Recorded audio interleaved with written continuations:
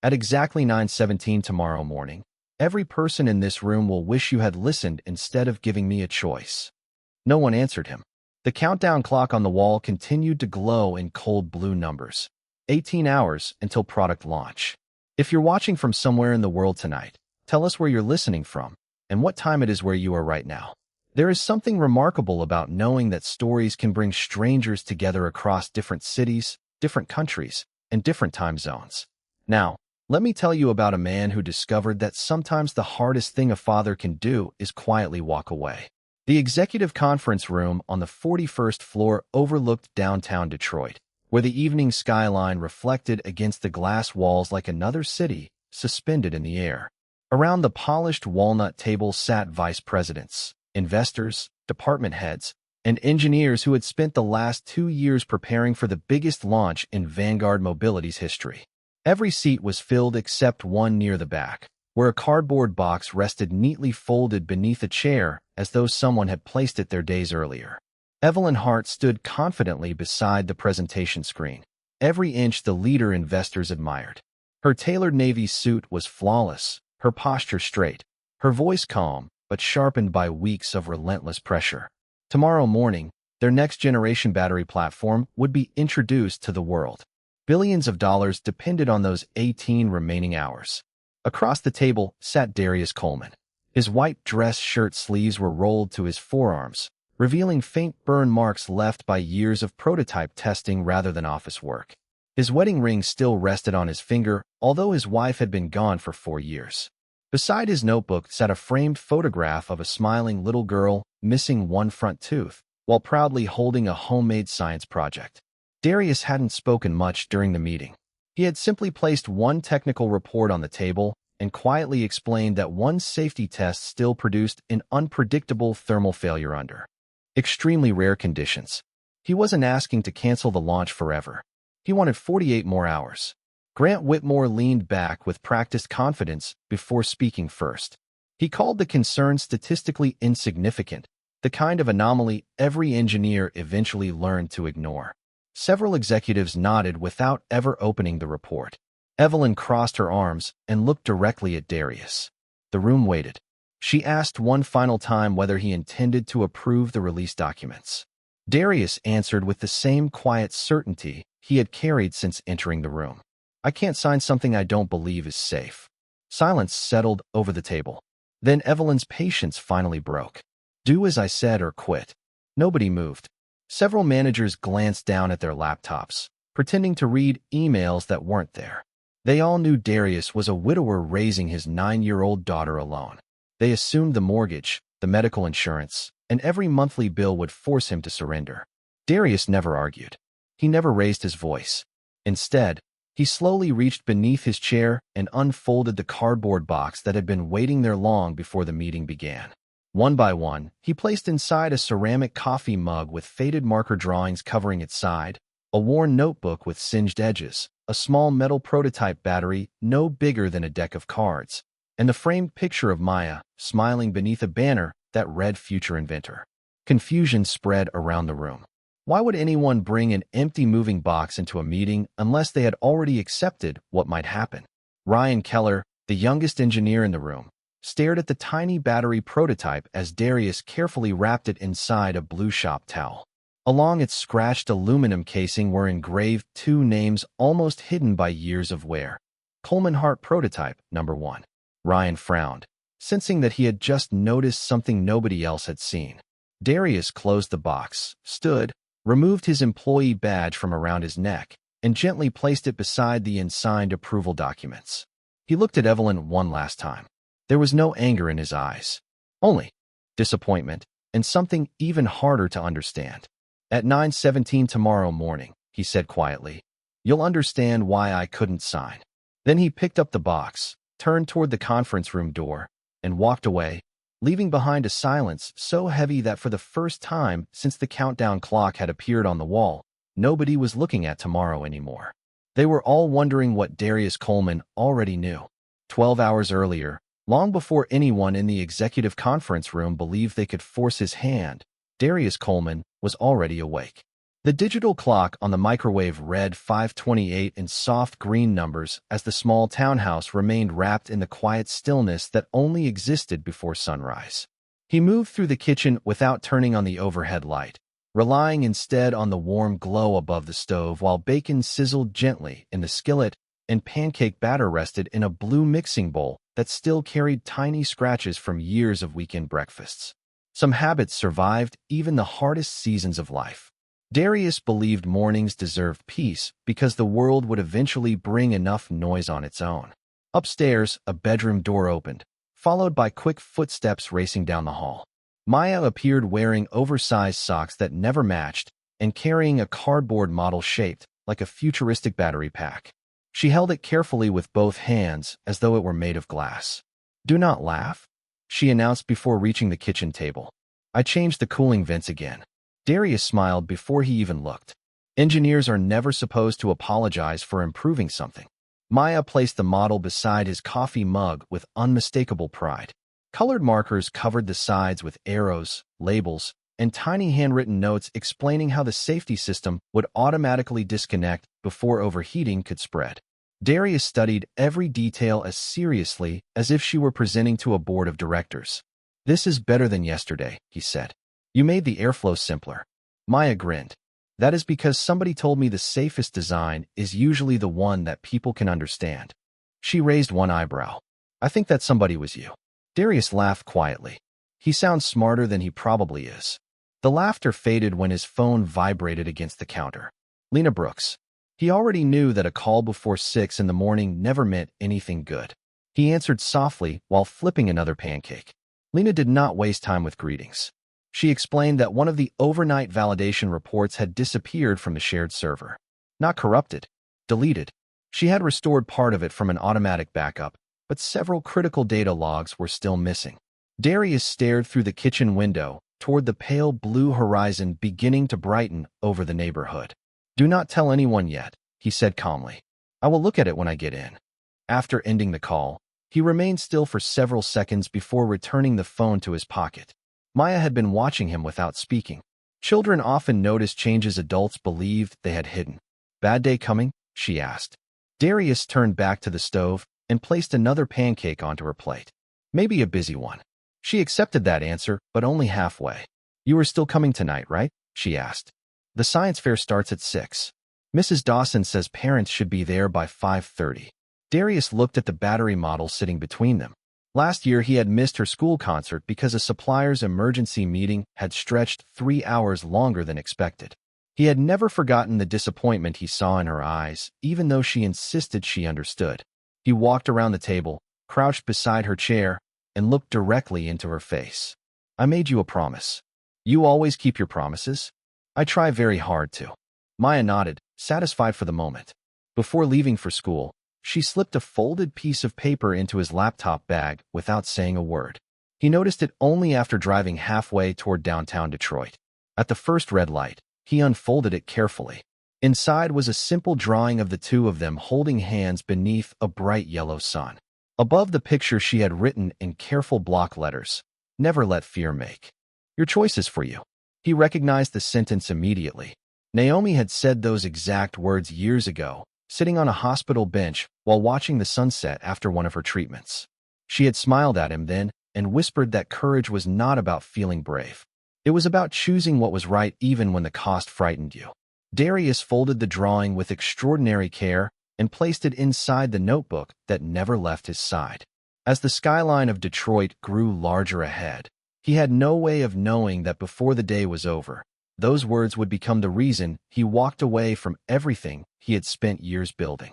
By the time Darius pulled into the underground parking garage beneath Vanguard Mobility headquarters, the city had fully awakened.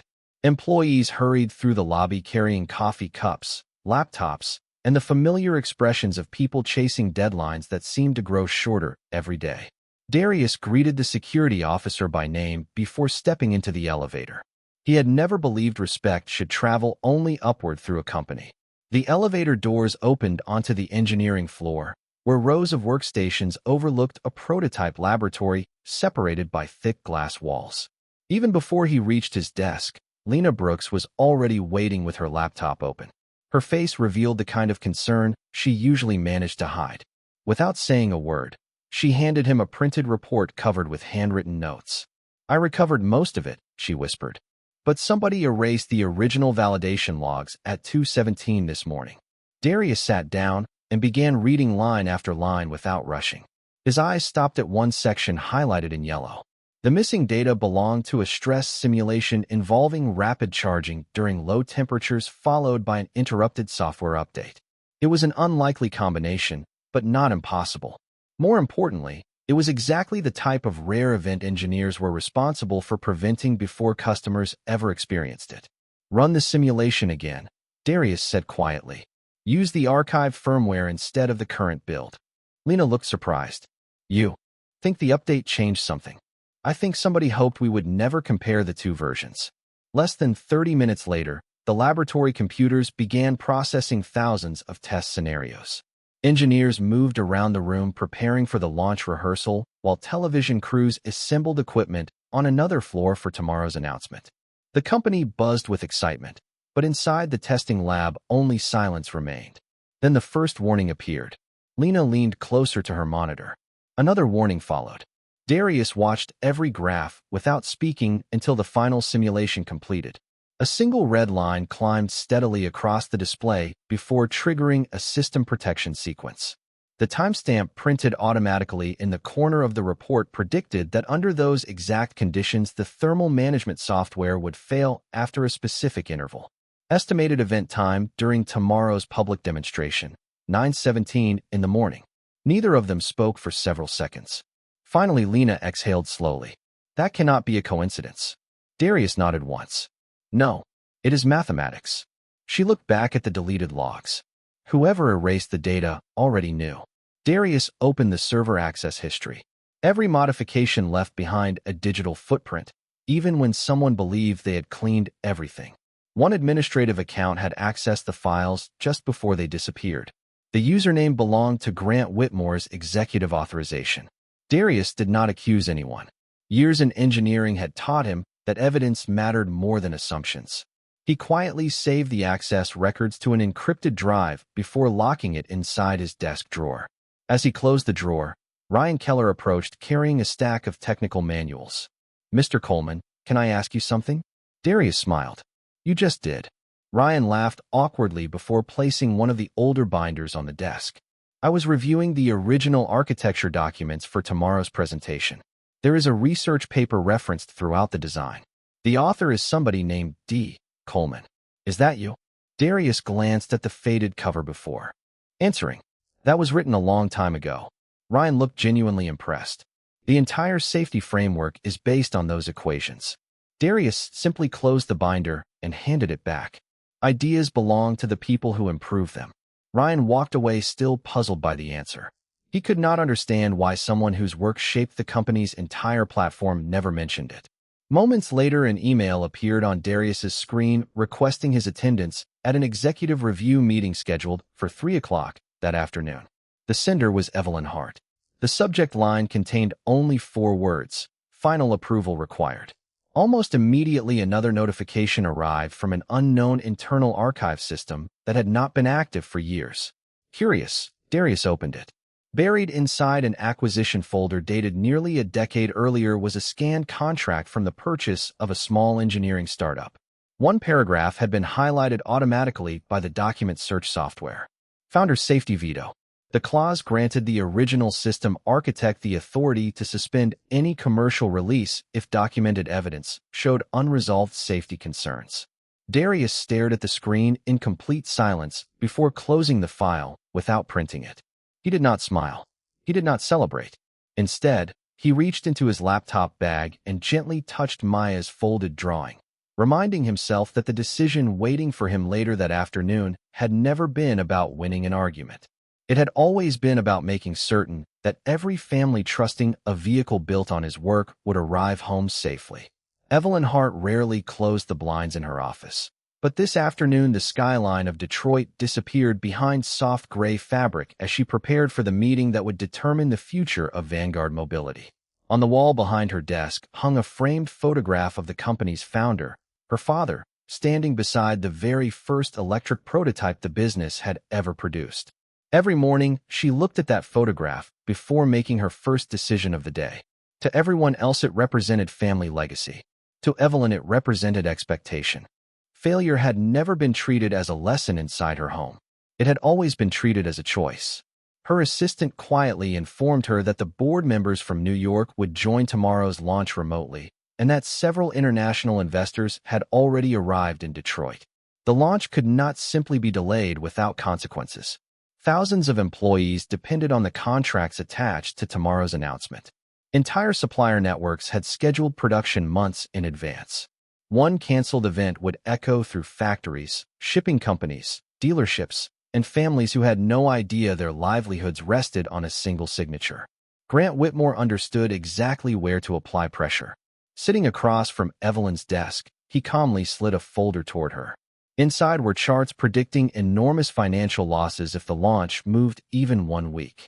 "Darius is brilliant," Grant admitted with a careful tone that sounded almost respectful. "But brilliant engineers sometimes mistake caution for leadership. He cannot see beyond the laboratory. You have to see the whole company." Evelyn remained silent while reading the projections. Grant continued, "If we delay now, competitors will beat us to market. Investors will question your leadership. Employees will panic. Sometimes being a leader means making difficult decisions that not everyone agrees with." She closed the folder slowly. "Did the safety committee review his concerns?" Grant answered without hesitation. "Every issue has already been addressed. What remains is an extremely unlikely scenario. If we stopped every launch because of impossible situations, we would never release anything." Evelyn leaned back in her chair, but something about Grant's certainty felt unusually polished. Before she could ask another question, her calendar reminder appeared. Private meeting with Darius Coleman. 5 minutes later, Darius entered carrying only his notebook. He closed the office door gently behind him and waited without speaking. Evelyn studied him for a moment.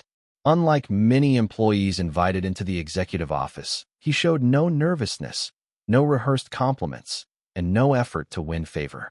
He simply stood there with quiet patience. "Please sit," Evelyn said.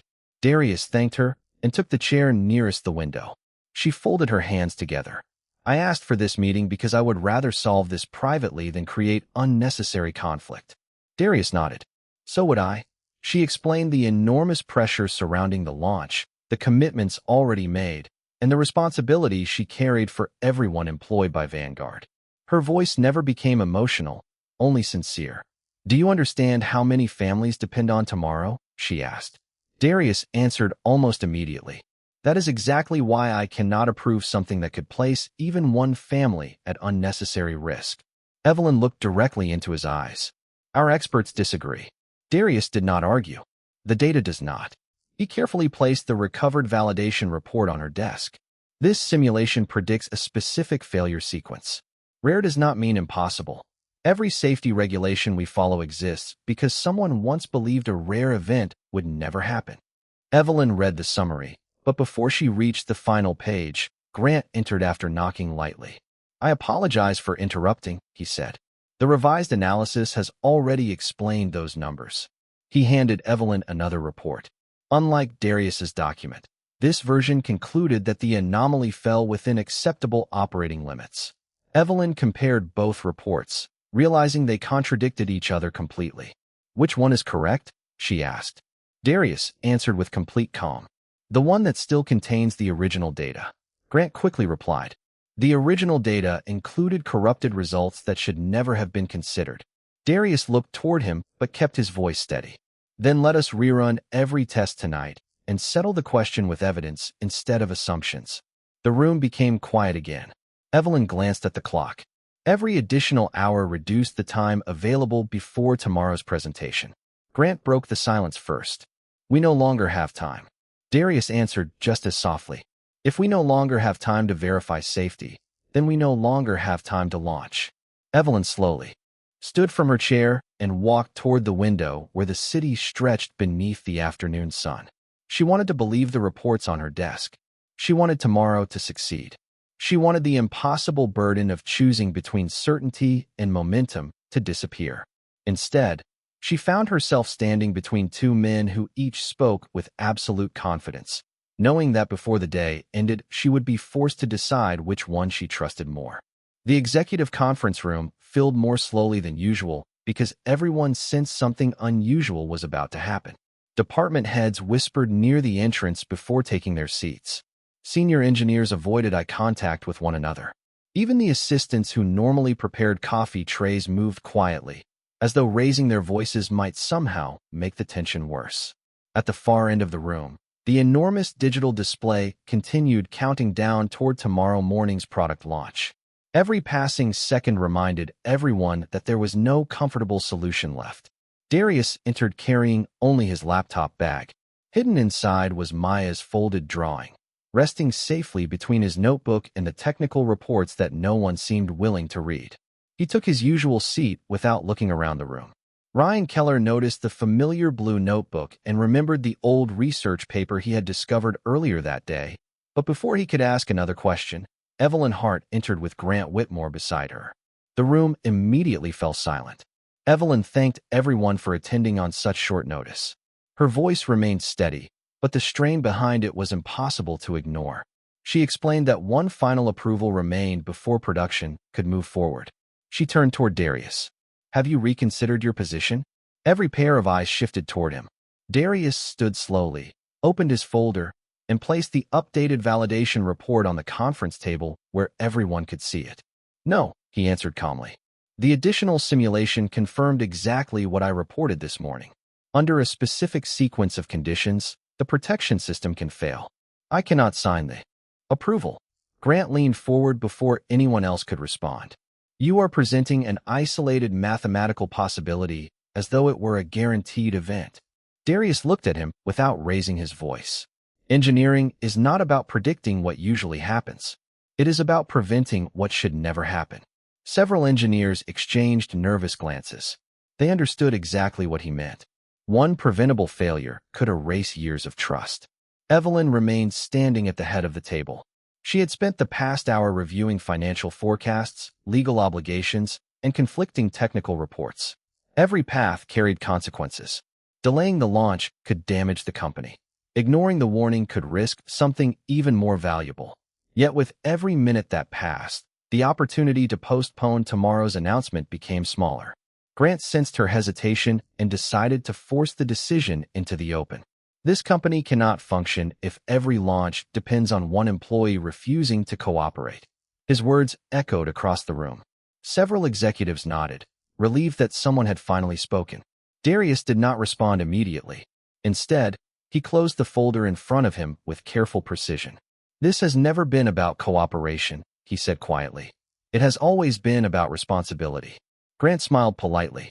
"Responsibility also includes protecting the jobs of thousands of employees." Darius answered with the same calm expression. "Not by asking someone else to carry the weight of a signature they know is wrong." The silence that followed felt almost unbearable. Evelyn looked from Grant to Darius, then toward the countdown clock glowing against the wall. She had hoped someone would offer a compromise, but neither man moved. Finally, her patience gave way to exhaustion. "I have listened to both sides," she said. "We cannot continue debating this." She looked directly at Darius. "You have a choice." The room became completely still. Approve the release and move forward with the team, or leave the company.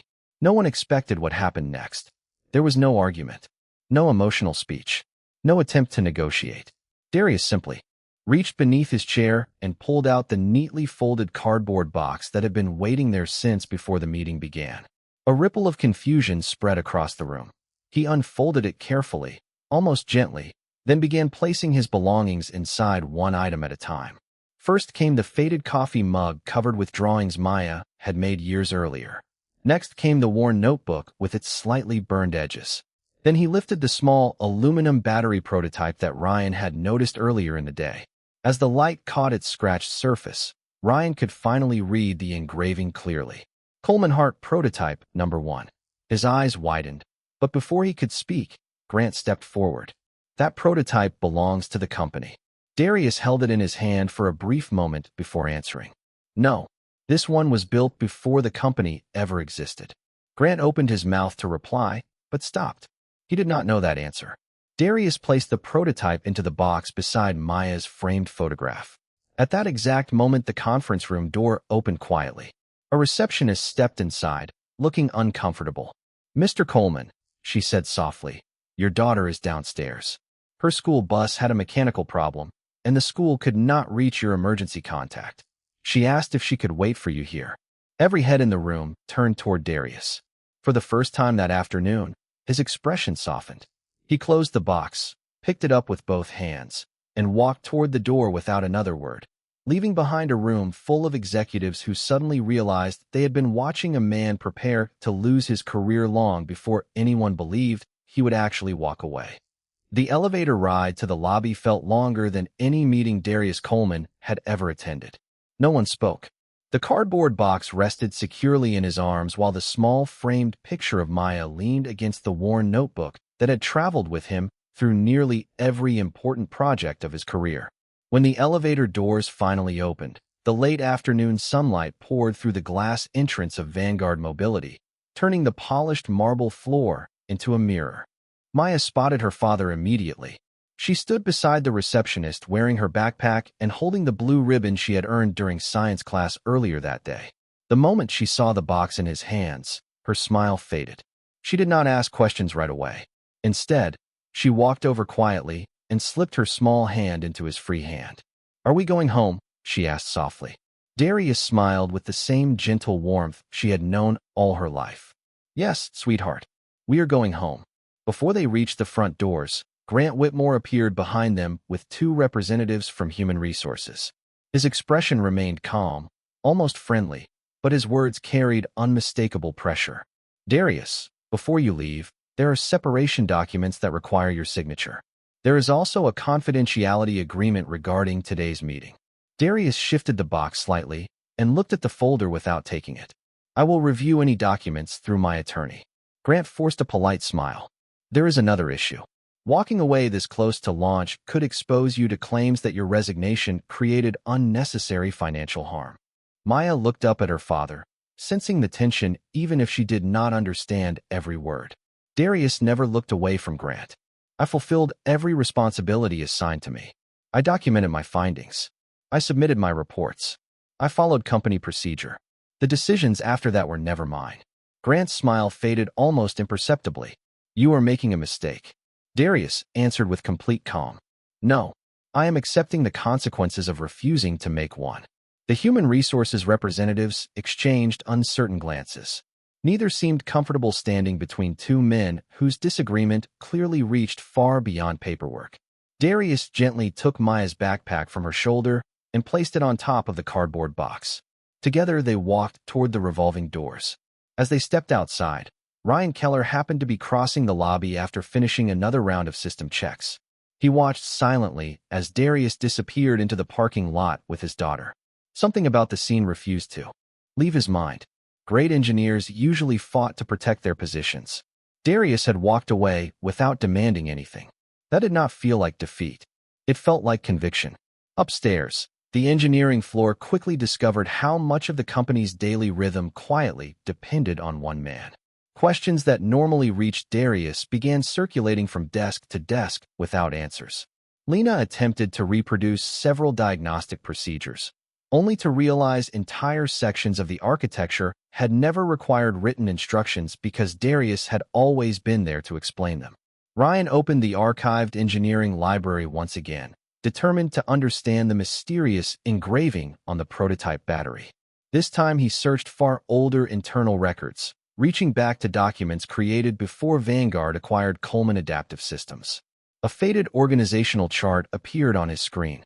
At the very top stood two names listed as founding engineers.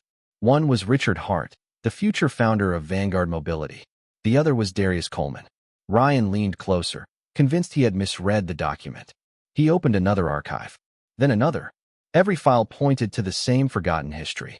Darius had not joined the company after it became successful. He had helped build the foundation long before most current executives had even arrived. Meanwhile, inside her office, Evelyn Hart stood alone staring at the empty chair where Darius had been sitting less than an hour earlier. Something about the prototype battery continued to trouble her. Coleman Hart Prototype Number 1. She had grown up hearing stories about her father's earliest engineering days, yet she could not remember him ever mentioning Darius by name. Before she could investigate further, her office phone rang. It was Thomas Reed calling from the airport.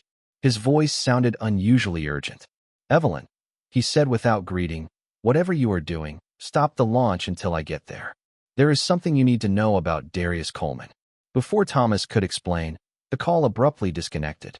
Evelyn looked at the silent receiver for several seconds, unaware that on another floor, Grant Whitmore had just instructed the Information Technology Department to suspend access to every archived acquisition file connected to Coleman Adaptive Systems before anyone else started asking the same questions Ryan had already begun to uncover. The next morning arrived with clear skies over Detroit, but inside Vanguard Mobility, the atmosphere felt heavier than the clouds that had threatened rain the evening before. Television crews adjusted cameras beneath bright studio lights, while investors filled the demonstration center, expecting to witness the company's most ambitious product launch. Employees straightened ties, rehearsed presentations, and forced confident smiles that barely concealed their exhaustion. At precisely 9 o'clock, Evelyn Hart walked onto the presentation stage and welcomed everyone with the steady professionalism that had earned respect throughout the industry. She spoke about innovation, responsibility, and the future of transportation, yet her thoughts kept returning to a quiet engineer who had refused to compromise the day before. Upstairs, hidden behind thick glass walls, Lena Brooks and Ryan Keller monitored the final validation systems one last time. Neither of them had slept much. Ryan continued searching through archived engineering records whenever he found a spare minute, while Lena silently compared the restored validation logs against the official launch data. The differences remained impossible to ignore. At 9:14, one of the laboratory monitors displayed a familiar sequence of system conditions: rapid charging, low ambient temperature, interrupted software synchronization. Lena felt her pulse quicken. She looked toward Ryan without saying a word. He immediately recognized the same pattern from Darius's report. 3 minutes remained. Downstairs, applause filled the auditorium as Evelyn introduced the prototype vehicle. Grant Whitmore stood confidently near the front row, greeting board members and investors as though every concern had already been settled. The demonstration driver activated the charging sequence while technical graphics appeared on giant screens behind the stage. Everything looked perfect. Then, the laboratory alarms quietly activated upstairs. They were not loud or dramatic. Instead, small amber notifications appeared across several engineering monitors, exactly matching the progression Darius had documented. Lena immediately contacted the control room. "Suspend the demonstration," she said. "The validation sequence is matching yesterday's prediction." A supervisor hesitated. "Grant already cleared the data." Lena answered firmly. "The system is not asking for permission. It is following physics." At 9:17, the primary monitoring display switched automatically into protective mode. The demonstration vehicle remained stationary and safe, but the software halted the charging sequence before the presentation could continue. Across the auditorium, confused murmurs replaced applause. Engineers hurried between consoles while investors exchanged uncertain looks. Grant stepped toward the control booth and demanded that the presentation continue. "Override the interruption," he ordered. One engineer attempted the command. The screen immediately rejected the request. Another engineer tried a different authorization level. The result remained unchanged. Finally, the central display replaced every graph with a single message that stretched across the monitor in bold white letters: "Founder-level safety authorization required." Beneath those words appeared the name of the authorized engineer: Darius Coleman. Complete silence settled over the control room. Ryan stared at the screen before slowly turning toward Evelyn. "He was telling the truth," he whispered. Evelyn felt every conversation from the previous afternoon return at once. The calm voice, the unsigned report, the cardboard box, the prediction of 9:17. None of it had been an emotional protest. It had been a warning. She looked at Grant. "You told me his concerns had already been resolved." Grant struggled to answer. "There must be some legacy security setting that nobody removed." Ryan immediately shook his head. "No, this is not a forgotten setting. It is an active founder protection protocol. It was intentionally designed to stop any release when documented safety concerns remain unresolved." Evelyn's expression changed completely. For the first time, she realized Darius had never relied on authority, influence, or emotion. He had relied on evidence. She ordered the demonstration suspended immediately. Investors began leaving their seats with questions nobody could answer. Television cameras stopped broadcasting the product presentation and turned instead toward confused executives gathering around the silent vehicle. While the building filled with uncertainty, Darius sat quietly in the audience of Maya's elementary school science fair, listening as his daughter proudly explained her homemade battery model to a panel of volunteer judges. His phone vibrated repeatedly inside his jacket pocket, but he never reached for it. Maya looked toward him with a hopeful smile after finishing her presentation. Darius smiled back and applauded first, as though there were no other place in the world he would rather be.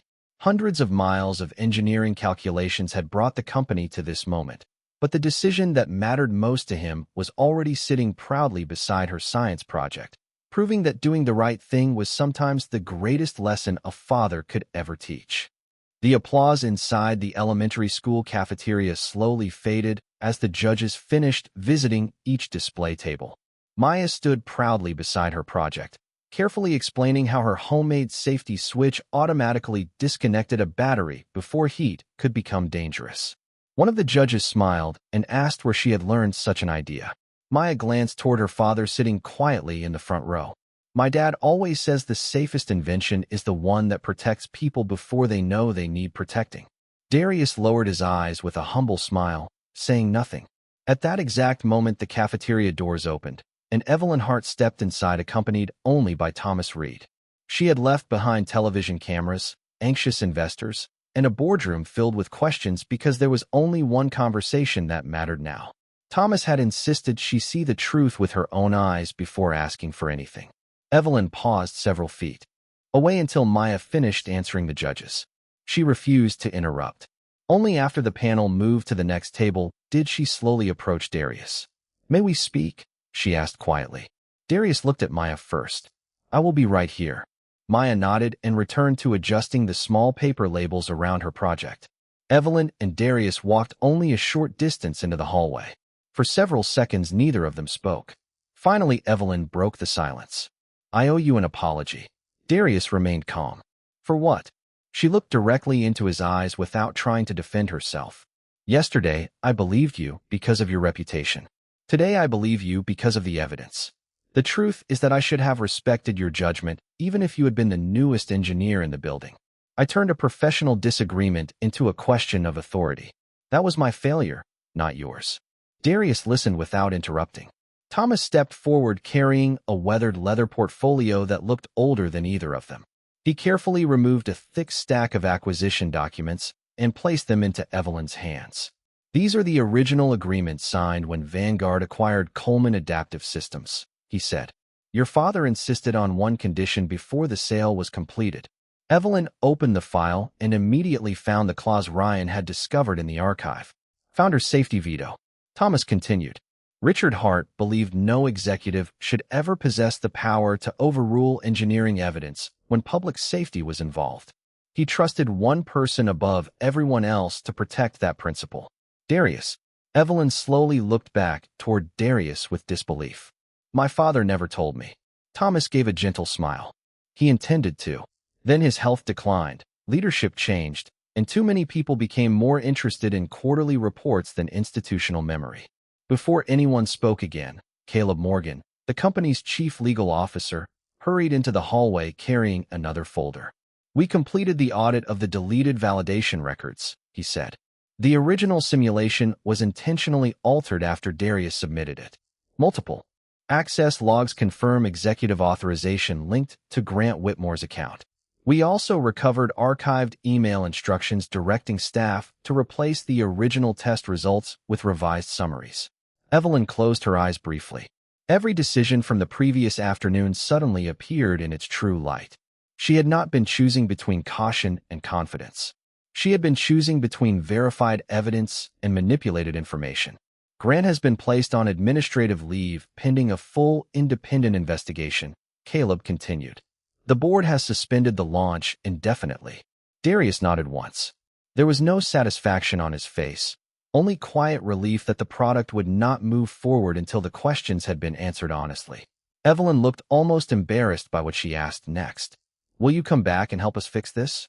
Darius answered carefully. You still think this is about saving the company? She lowered her eyes. He continued gently. It is about rebuilding the culture that allowed evidence to become less important than deadlines. If that culture does not change, replacing one executive will accomplish very little. Evelyn accepted every word without argument. Then tell me what must change. Darius thought for a moment before answering.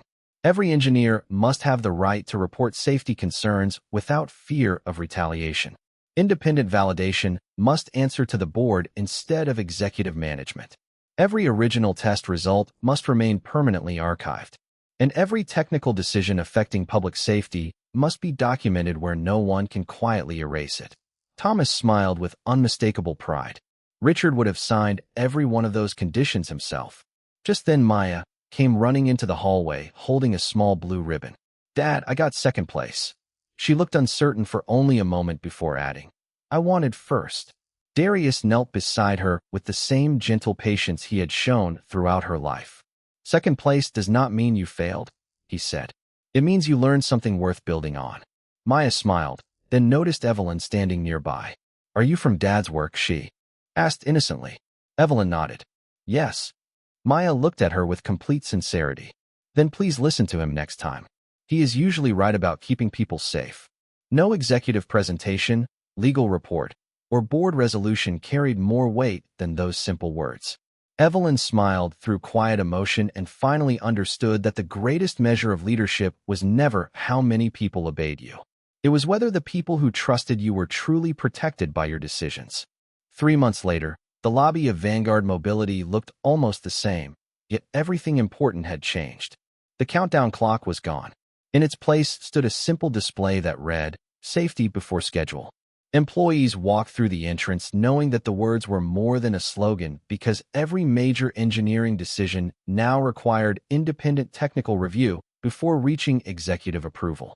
The board of directors had unanimously adopted the reforms Darius proposed. Engineers could report concerns anonymously without fear of retaliation. Original validation records could never again be altered or deleted without creating a permanent audit trail. Every product launch required certification from an independent safety council that answered directly to the board instead of executive leadership. Grant Whitmore quietly left the company after the internal investigation confirmed that critical engineering data had been intentionally misrepresented. The findings were referred to the appropriate authorities and professional review organizations, allowing the legal process to move forward without public spectacle. Darius never celebrated Grant's departure because justice, in his eyes, was never about humiliating another person. It was about restoring trust where it had been broken. Evelyn Hart stood before the entire company during a special town hall meeting that was streamed to every Vanguard office across the country. There were no dramatic speeches and no attempt to protect her reputation. She accepted responsibility for allowing urgency to overshadow evidence and publicly apologized to every employee whose professional judgment had been dismissed. Then she did something few executives were willing to do. She announced that every future leader at Vanguard would complete engineering ethics training before assuming executive authority. When the applause ended, she invited Darius onto the stage. He walked forward with the same quiet confidence he had carried the day he left the conference room. Evelyn offered him the position of Chief Safety Architect, reporting directly to the board with full authority to halt any project whenever credible safety concerns existed. Darius accepted, but only after repeating the same conditions he had shared in the school hallway. Safety would never answer to quarterly pressure. Every engineer would have the freedom to speak honestly. Credit would belong to the people who earned it, regardless of title or position. The board approved every condition without modification. Ryan Keller often said the company learned more from one quiet resignation than from a decade of leadership seminars. Lena Brooks became director of independent validation, mentoring young engineers to question assumptions instead of protecting egos. Thomas Reed officially donated the original Coleman and Hart prototype to the company's Innovation Center, where a small plaque told visitors that great inventions begin with great responsibility. One Saturday morning, several weeks after returning to work, Darius and Maya visited the Innovation Center together. Maya stopped in front of the weathered aluminum prototype and smiled when she recognized the familiar engraving.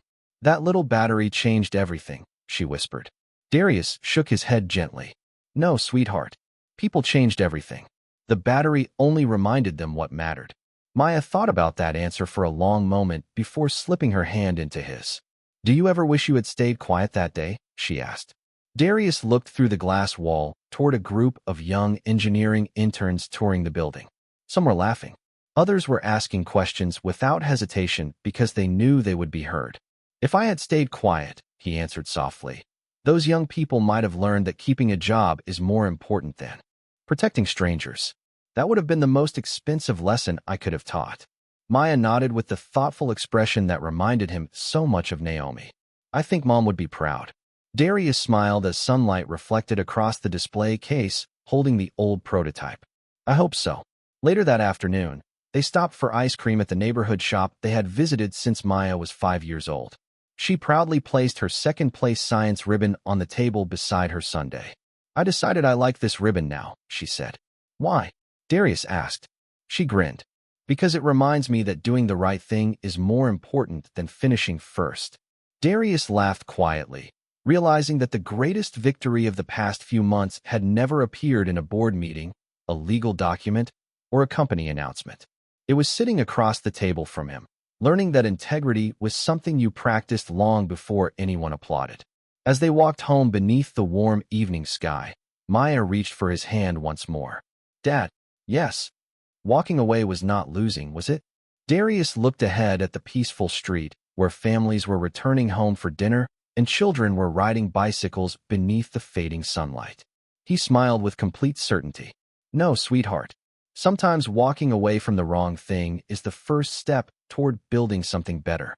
And for the first time in a very long while, he knew that both the company he had helped create and the daughter he loved more than anything were moving toward a future built not on fear, but on courage, truth, and the quiet strength to choose what was right even when no one else understood.